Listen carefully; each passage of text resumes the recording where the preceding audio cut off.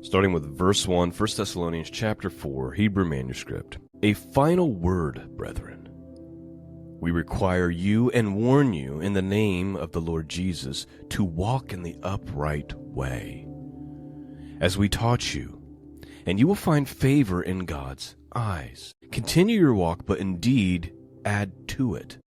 Please note, right out of the gate, Paul is telling the church at Thessalonica to walk in the upright way and to obey the things that the apostles have taught them about what it means to follow and obey the Lord Jesus.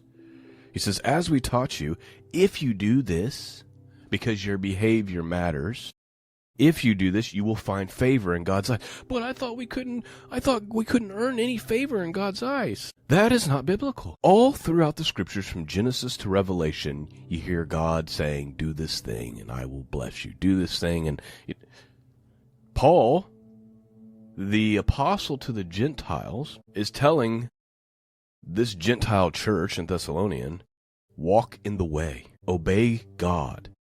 Do the things that we have taught you and commanded you to do. And if you do that, you will find favor in the eyes of God. Continue your walk, but indeed add to it. Here's the thing. We're going to talk about sanctification here in just a minute. Actually, let's just read this and then I'll talk about sanctification. Verse 2, because you know the commandments that we gave you in the name of our Lord Jesus. This is the will of God, that you should be sanctified and refrain from fornication. Every one of you must understand how to watch over his bride in holiness and in honor, not in lust and passion, like the way of the Gentiles who do not know God. No man must ever take advantage by defrauding anyone in this manner, because the Lord will take vengeance on all those who do this.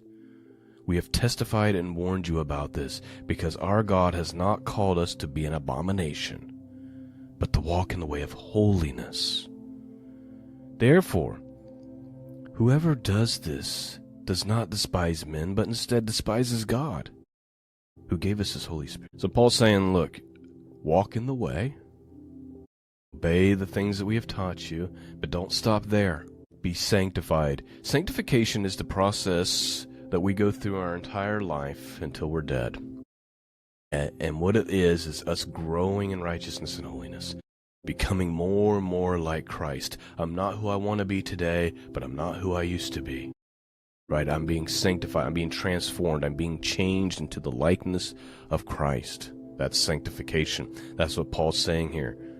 Continue to grow in these things, and you got to abstain from these things that are normal behaviors for Gentiles. Number one, fornication. We're talking about sexual immorality here. Ken Johnson does do a good job of bullet pointing these for us.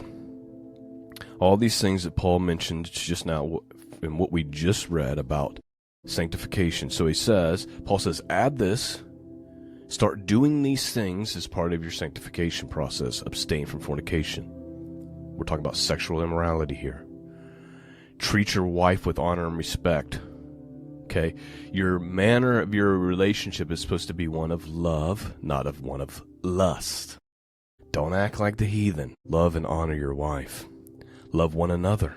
Lead a quiet life, minding your own business. Live within your means.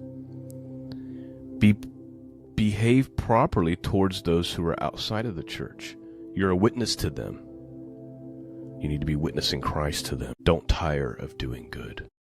So these are the things that Paul says, hey, start doing these things. Start your sanctification process by actually implementing these behaviors into your life. Verse 9, but concerning the love of the brethren, we do not need to write to you, for you have all been taught by God to love one another. And indeed, you do this, and all the brethren who are in Macedonia, but please, brethren, increase all the more. Strive to live a quiet life, to do your own work, and to live within your means, like we commanded you. Walk in uprightness towards those who are outside of the church. Then you will not lack anything. All right, so there's kind of the instructions on sanctification. And that's pretty clear in the Greek as well. It's funny because In modern Christianity, people will try to twist the words of the Apostle Paul to make him out to be like some kind of prosperity gospel preacher, as if Paul doesn't care about behavior or righteousness. And I'm like, have you read Paul? He's just as strict as all the other apostles about what it means to follow Christ. He's not letting anybody off the hook about behavior. So stop it. People do this to their own peril and destruction when they try to pervert the grace of God.